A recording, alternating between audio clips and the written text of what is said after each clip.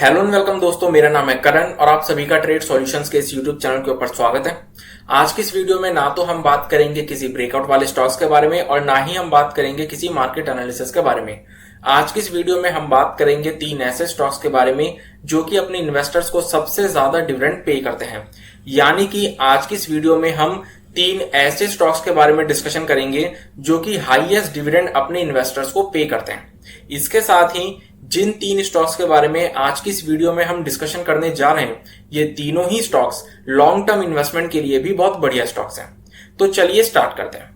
आज की इस वीडियो को स्टार्ट करने से पहले मैं आप लोगों को एक बात बताना चाहता हूं और वो ये कि जिस डेटा के बेसिस पे हमने इन 3 स्टॉक्स को हाईएस्ट डिविडेंड पे करने वाले स्टॉक्स की कैटेगरी में रखा है, वो जो डेटा हमने लिया है वो 2012 से अब तक का डेटा लिया है, जिसके बेसिस पे हमने इन 3 स्टॉक्स को हाईएस्ट डिविडेंड पे करने वाली स्टॉक्स की कैटेगरी में रखा है। तो चलिए अब हम फाइनली आज के इस वीडियो को स्टार्ट करते हैं। आज के इस वीडियो में हम जिन 3 स्टॉक्स के बारे में डिस्कशन करने जा रहे हैं उसमें से सबसे पहला स्टॉक जो है उसका नाम है हिंदुस्तान जिंक। तो जैसा कि अब आप लोग देख रहे हैं, हमारे सामने हिंदुस्तान जिंक का डेटा ओपन होकर आ चुका है और आप लोगों को जो डेटा है वो एक टेबल की फॉर्मेट में देखने को मिल रहा होगा। अब सबसे पहले तो मैं आप लोगों को ये टेबल क्लियर कर देता हूं। इस टेबल के अंदर जो सबसे पहला कॉलम दे रखा है वो है कंपनी के नाम का, मतलब पहले कॉलम में हमें कंपनी का नाम दिया हुआ है जो कि हिंदुस्तान जिंक लिमिटेड है। दूसरे कॉलम में हमें डिविडेंड दिया हुआ है अमाउंट के टर्म्स में। तीसरे कॉलम में हमें डेट ऑफ अनाउंसमेंट दी हुई है कि जिस दिन डिविडेंड की अनाउंसमेंट हुई थी उस दिन की तारीख हमें तीसरे कॉलम में दी हुई है। चौथे कॉलम में हमें क्लोजिंग प्राइस दिया हुआ है हिंदुस्तान जिंक का। अब ये क्लोजिंग प्राइस कौन से दिन का है? डेट ऑफ अनाउंसमेंट का क्लोजिंग प्राइस है ये, मतलब जिस दिन डिविडेंड की अनाउंसमेंट हुई थी उस दिन हिंदुस्तान जिंक की जो क्लोजिंग प्राइस था वो हमें चौथे कॉलम में दिया हुआ है। और पांचवें कॉलम में हमें दिया हुआ है डिविडेंड, लेकिन परसेंटेज के टर्म्स में। दूसरे कॉलम में जो डिविडेंड था वो अमाउंट के टर्म्स में था, लेकिन पांचवें कॉलम में जो डिविडेंड है वो परसेंटेज के टर्म्स में। अब ये परसेंटेज कैसे कैलकुलेट की गई वो भी मैं आप लोगों को बता देता हूं। जो डिविडेंड हमें अमाउंट के टर्म्स में दिया हुआ है उस डिविडेंड को हमने कंपेयर करा है डेट ऑफ अनाउंसमेंट वाले दिन के क्लोजिंग प्राइस से। फॉर एग्जांपल 19 अप्रैल 2012 को जो हिंदुस्तान जिंक ने डिविडेंड की अनाउंसमेंट करी वो 90 पैसे के डिविडेंड की अनाउंसमेंट करी। तो हमने क्या करा, 90 पैसे को डिवाइड कर दिया किससे? डेट ऑफ अनाउंसमेंट वाले दिन के क्लोजिंग प्राइस से, यानी कि 126 रुपए 10 पैसे से, और मल्टीप्लाई कर दिया 100 से। तो हमारे सामने 1% का डिविडेंड निकल कर आ गया कि 1% के डिविडेंड की अनाउंसमेंट हिंदुस्तान जिंक ने 19 अप्रैल 2012 को की थी।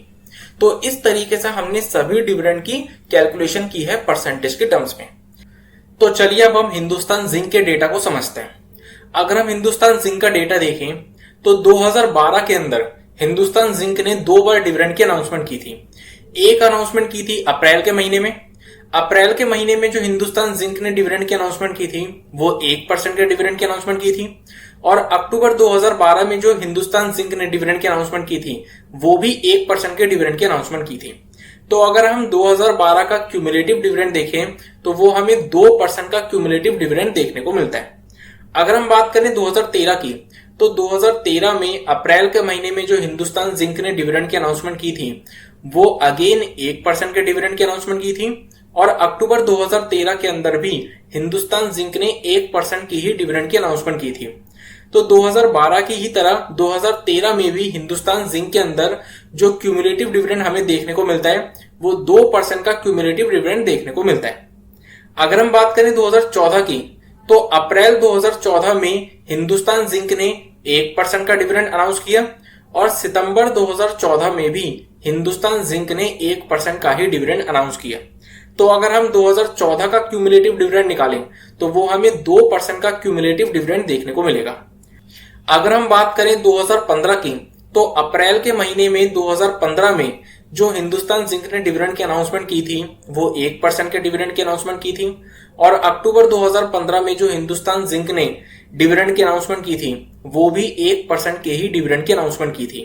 तो अगर हम 2015 का क्यूमुलेटिव डिविडेंड निकालें तो वो भी हमें 2% का ही क्यूमुलेटिव डिविडेंड देखने को मिलेगा। अगर हम 2016 की बात करें तो 2016 में हिंदुस्तान जिंक ने 2 बार डिविडेंड पे किया। एक बार मार्च 2016 में और एक बार अक्टूबर 2016 में।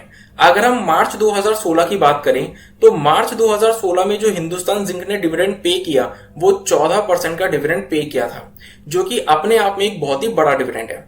और अक्टूबर 2016 में जो हिंदुस्तान जिंक ने डिविडेंड पे किया वो 1% का नॉर्मल डिविडेंड पे किया। लेकिन अगर हम 2016 का क्यूमुलेटिव डिविडेंड देखें तो हमें 14 प्लस 1 15% का डिविडेंड हिंदुस्तान जिंक के जरिए पूरे साल 2016 के अंदर देखने को मिला था, जो कि एक बहुत ही बढ़िया और एक बड़ा डिविडेंड है। अगर हम बात करें 2017 की तो 2017 के अंदर भी हिंदुस्तान जिंक ने 2 बार डिविडेंड पे किया, एक मार्च 2017 में और एक अक्टूबर 2017 में। मार्च 2017 में हिंदुस्तान जिंक ने 9% का डिविडेंड पे किया था और अक्टूबर 2017 में हिंदुस्तान जिंक ने 1% का डिविडेंड पे किया। लेकिन अगर हम 2017 का क्यूमुलेटिव डिविडेंड देखें तो हमें 10% का डिविडेंड देखने को मिलेगा। अगर हम बात करें 2018 की तो 2018 के अंदर मार्च के महीने में जो हिंदुस्तान जिंक के जरिए डिविडेंड पे किया गया था वो 2% का डिविडेंड पे किया गया था, जबकि अक्टूबर 2018 के अंदर जो डिविडेंड पे किया गया था वो 7% का डिविडेंड पे किया गया था। तो अगर हम 2018 का क्यूमुलेटिव डिविडेंड देखें तो वो हमें 9% का डिविडेंड देखने को मिलेगा। इसके साथ ही अगर हम बात करें 2020 की तो 2020 के अंदर मई के महीने में जो हिंदुस्तान जिंक ने डिविडेंड पे किया था वो 10% का डिविडेंड पे किया था और अक्टूबर के महीने में जो हिंदुस्तान जिंक ने डिविडेंड पे किया वो भी 10% का डिविडेंड पे किया। तो अगर हम हिंदुस्तान जिंक का 2020 का क्यूमुलेटिव डिविडेंड देखें तो वो हमें 20% का डिविडेंड देखने को मिलेगा, जो कि हिंदुस्तान जिंक की खुद की अपनी हिस्ट्री के अंदर 2020 में सबसे बड़ा डिविडेंड पे किया गया था।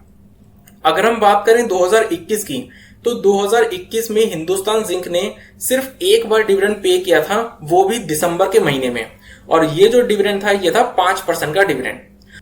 और 2022 में जुलाई के महीने में जो हिंदुस्तान जिंक ने डिविडेंड पे किया था वो डिविडेंड पे किया था 8% का डिविडेंड। तो अगर हम हिंदुस्तान जिंक के डेटा का एक कंक्लूजन निकालें तो वो क्या निकल कर आता है कि 2016 से पहले हिंदुस्तान जिंक भी अपने इन्वेस्टर्स को एक नॉर्मल डिविडेंड ही पे करता था, लेकिन 2016 से हिंदुस्तान जिंक ने अपने इन्वेस्टर्स को एक भारी भरकम डिविडेंड पे करना स्टार्ट करा। तो चलिए अब हम बात करते हैं अपने दूसरे स्टॉक के बारे में, जिसका नाम है कोल इंडिया। तो जैसा कि अब आप लोग देख रहे हैं हमारे सामने कोल इंडिया का डेटा ओपन होकर आ चुका है और कोल इंडिया का डेटा भी आप लोगों को same to same Hindustan Zinc की तरह ही देखने को मिलेगा। तो इसलिए कोल इंडिया के केस में मैं आप लोगों को ये जो टेबल दी हुई है इस टेबल को और इसके अंदर की हुई कैलकुलेशन को नहीं दोबारा बताऊंगा, क्योंकि मैं इसको ऑलरेडी आप लोगों को हिंदुस्तान जिंक के केस में क्लियर कर चुका हूं। तो इसलिए कोल इंडिया के केस में हम डायरेक्ट अपने एनालिसिस के ऊपर चलते हैं। अगर हम कोल इंडिया का डेटा देखें तो कोल इंडिया जो है वो स्टार्टिंग से ही अपने इन्वेस्टर्स को एक डिसेंट डिविडेंड पे करता आ रहा है। अगर हम 2012 का डेटा देखें तो 2012 में मार्च के महीने में जो कोल इंडिया ने डिविडेंड पे किया था वो 3% का डिविडेंड पे किया था और मई के महीने में 2012 में जो डिविडेंड पे किया था वो 0% का डिविडेंड पे किया था। अब आप लोगों के मन में एक क्वेश्चन आ रहा होगा कि यहां तो हमें 50 पैसे का डिविडेंड दिख रहा है, तो यहाँ पे परसेंटेज में 0% कैसे? उसका एक रीजन है और वो क्या, अगर हम इस 50 पैसे को क्लोजिंग प्राइस से कंपेयर करें तो वो हमें ना के बराबर देखने को मिलेगा डिविडेंड, इसलिए यहाँ पे आपको परसेंटेज के टर्म्स में ये 0% देखने को मिल रहा है। तो अगर हम 2012 का क्यूमुलेटिव डिविडेंड देखें तो कोल इंडिया ने 3% का क्यूमुलेटिव डिविडेंड अपने इन्वेस्टर्स को 2012 के अंदर पे किया। अगर हम बात करें 2013 की तो मार्च के महीने में जो डिविडेंड कोल इंडिया ने इन्वेस्टर्स को पे किया था वो 3% का डिविडेंड पे किया और मई के महीने में जो डिविडेंड पे किया था वो 1% का डिविडेंड पे किया था। तो अगर हम 2013 का कोल इंडिया का क्यूमुलेटिव डिविडेंड देखें तो वो हमें 4% का डिविडेंड देखने को मिलेगा। अगर हम बात करें 2014 की तो 2014 में कोल इंडिया ने सिर्फ एक बार डिविडेंड पे किया था और वो भी जनवरी के महीने में। कोल इंडिया ने जनवरी 2014 में जो डिविडेंड पे किया था वो पे किया था 10% का डिविडेंड। अगर हम बात करें 2015 में तो 2015 में भी कोल इंडिया ने सिर्फ एक बार ही डिविडेंड पे किया था और वो था फरवरी के महीने में, और फरवरी 2015 में जो कोल इंडिया ने डिविडेंड पे किया वो 5% का डिविडेंड पे किया था। अगर हम 2016 को देखें तो 2016 में भी कोल इंडिया ने एक बार ही डिविडेंड पे किया, जो कि मार्च के महीने में पे किया था, और वो जो डिविडेंड था वो 8% का डिविडेंड था। लेकिन अगर हम बात करें 2017 की, तो 2017 में कोल इंडिया ने 2 बार डिविडेंड पे किया, और वो भी एक ही महीने में। मार्च के महीने में कोल इंडिया ने 2 बार डिविडेंड पे किया था। एक तो डिविडेंड पे किया था 6 मार्च 2017 को, जो कि 6% का डिविडेंड था, और एक किया था 26 मार्च 2017 को, जो कि 0% का डिविडेंड था। अब यहां पर ये 0% क्यों है, उसका रीजन मैं आप लोगों को ऑलरेडी यहां पर बता चुका हूं, इसलिए आप लोगों को यहां पर 0% देखने को मिल रहा है। तो अगर हम 2017 का क्यूमुलेटिव डिविडेंड देखें तो वो कोल इंडिया ने जो पे किया था वो 6% का क्यूमुलेटिव डिविडेंड पे किया था। अगर हम बात करें 2018 की, तो 2018 में मार्च के महीने में जो कोल इंडिया ने डिविडेंड पे किया वो पे किया था 5% का डिविडेंड, और दिसंबर 2018 में जो डिविडेंड पे किया था वो किया था 3% का डिविडेंड। तो अगर हम 2018 का क्यूमुलेटिव डिविडेंड देखें तो वो हमें 8% का डिविडेंड देखने को मिलेगा। अगर हम बात करें 2019 की, तो 2019 में सिर्फ एक बार ही डिविडेंड पे किया गया था, जो कि मार्च के महीने में पे किया गया था, और ये था 2% का डिविडेंड। अगर हम 2020 की साल की बात करें तो 2020 के अंदर मार्च के महीने में जो कोल इंडिया ने डिविडेंड पे किया था वो 7% का डिविडेंड पे किया था, और नवंबर के महीने में जो डिविडेंड पे किया था वो 6% का डिविडेंड पे किया था। तो अगर हम साल 2020 का क्यूमुलेटिव डिविडेंड देखें तो वो हमें 13% का डिविडेंड देखने को मिलेगा, जो कि कोल इंडिया की हिस्ट्री में अभी तक का सबसे बड़ा डिविडेंड माना जाएगा। अगर हम 2021 की बात करें तो 2021 के अंदर कोल इंडिया ने 3 बार डिविडेंड पे किया। पहला डिविडेंड जो पे किया गया था वो मार्च 2021 में पे किया गया था, जो कि 3% का डिविडेंड था। दूसरा डिविडेंड पे किया गया था जून 2021 में, जो कि 2% का डिविडेंड था, और तीसरा डिविडेंड पे किया गया था नवंबर 2021 में, जो कि 6% का डिविडेंड था। तो अगर हम 2021 का क्यूमुलेटिव डिविडेंड देखें तो वो हमें 11% का डिविडेंड देखने को मिलेगा। अगर हम बात करें 2022 की, तो 2022 में फरवरी के महीने में जो कोल इंडिया ने डिविडेंड पे किया था वो पे किया था 3% का डिविडेंड, और मार्च के महीने में जो कोल इंडिया ने डिविडेंड पे किया था वो किया था 2% का डिविडेंड। तो अगर हम कोल इंडिया का 2022 का क्यूमुलेटिव डिविडेंड देखें तो वो हमें 5% का डिविडेंड देखने को मिलेगा। तो अगर हम कोल इंडिया के डेटा का भी एक कंक्लूजन निकालें तो वो हमें क्या देखने को मिलता है कि कोल इंडिया स्टार्टिंग से ही अपने इन्वेस्टर्स को ऑलरेडी एक अच्छा खासा डिविडेंड पे करता आ रहा है। तो चलिए अब हम बात करते हैं अपने तीसरे और आखिरी स्टॉक के बारे में, जिसका नाम है वेदांता। तो जैसा कि अब आप लोग देख रहे हैं हमारे सामने वेदांता का डेटा ओपन होकर आ चुका है, और वेदांता का डेटा भी आप लोगों को टेबल की फॉर्मेट में ही देखने को मिलेगा। अब वेदांता की जो टेबल है और इस टेबल के अंदर जो की हुई कैलकुलेशन है, मैं इसको आप लोगों को दोबारा नहीं समझाऊंगा, क्योंकि इस टेबल और इसके अंदर की हुई calculation same to same Hindustan Zinc और कोल इंडिया की तरह ही है, जो कि मैं हिंदुस्तान जिंक के केस में आप लोगों को ऑलरेडी क्लियर कर चुका हूं। तो इसलिए हम सीधा वेदांता के डेटा को एनालाइज करते हैं। अगर हम वेदांता का डेटा देखें तो 2012 में वेदांता ने 2 बार डिविडेंड अनाउंस किया। जनवरी 2012 में जो डिविडेंड अनाउंस किया था वो 1% का डिविडेंड अनाउंस किया था, और अप्रैल 2012 में जो डिविडेंड अनाउंस किया था वो भी 1% का डिविडेंड अनाउंस किया था। तो देखा जाए तो 2012 में जो क्यूमुलेटिव डिविडेंड अनाउंस किया गया वेदांता के जरिए वो 2% का डिविडेंड अनाउंस किया गया था। अगर हम बात करें 2013 की, तो 2013 में अप्रैल के महीने में जो डिविडेंड अनाउंस किया गया था वो 0% का डिविडेंड अनाउंस किया गया था। और यहाँ पे 0% क्यों है ये मैं आपको ऑलरेडी कोल इंडिया के केस में बता चुका हूं। तो इसलिए हम आगे चलते हैं। अक्टूबर 2013 में जो डिविडेंड अनाउंस किया गया था वेदांता के जरिए वो 1% का डिविडेंड अनाउंस किया गया था। तो अगर हम 2013 का क्यूमुलेटिव डिविडेंड देखें तो वो हमें सिर्फ 1% का डिविडेंड ही देखने को मिलेगा। अगर हम बात करें 2014 की, तो अप्रैल 2014 में जो डिविडेंड अनाउंस किया गया था वो 1% का डिविडेंड अनाउंस किया गया था, और अक्टूबर 2014 में जो डिविडेंड अनाउंस किया गया था वो भी 1% का डिविडेंड अनाउंस किया गया था। तो बेसिकली देखा जाए तो 2014 में भी वेदांता के जरिए जो डिविडेंड की अनाउंसमेंट की गई वो 2% के डिविडेंड की क्यूमुलेटिव अनाउंसमेंट की गई। अगर हम बात करें 2015 की, तो अप्रैल 2015 में जो डिविडेंड अनाउंस किया गया था वो 1% का डिविडेंड अनाउंस किया गया था, और 2015 अक्टूबर के महीने में जो डिविडेंड अनाउंस किया गया था वो 3% का डिविडेंड अनाउंस किया गया था। तो देखा जाए तो 2015 में 4% का क्यूमुलेटिव डिविडेंड वेदांता के जरिए अनाउंस किया गया था। अगर हम बात करें 2016 की, तो 2016 में सिर्फ एक बार ही डिविडेंड वेदांता ने अनाउंस किया था, जो कि अक्टूबर के महीने में अनाउंस किया था, और वो भी एक नॉर्मल डिविडेंड 1% का डिविडेंड अनाउंस किया था। अगर हम बात करें 2017 की, तो 2017 में भी वेदांता ने एक बार ही डिविडेंड की अनाउंसमेंट की, जो कि मार्च के महीने में की थी, और वो थी 6% की। अगर हम बात करें 2018 में, तो 2018 में वेदांता ने 2 बार की डिविडेंड अनाउंसमेंट की।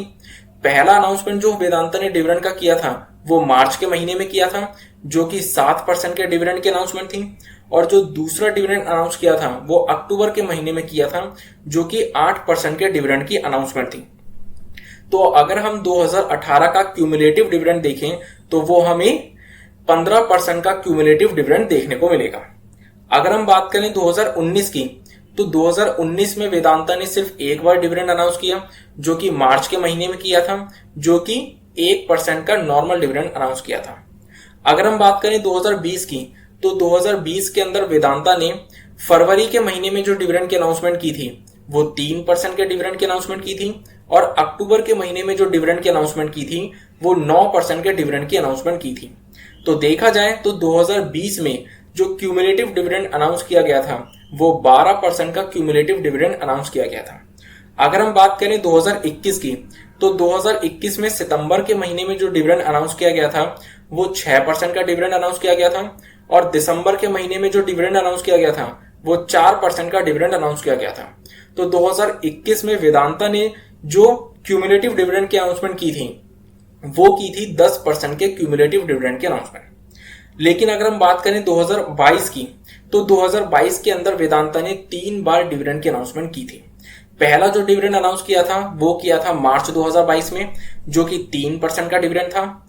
दूसरा डिविडेंड जो अनाउंस किया था वो अप्रैल 2022 में किया था, जो कि 8% का डिविडेंड था, और तीसरा डिविडेंड जो अनाउंस किया था वो जुलाई 2022 में किया था, जो कि अगेन 8% का डिविडेंड था।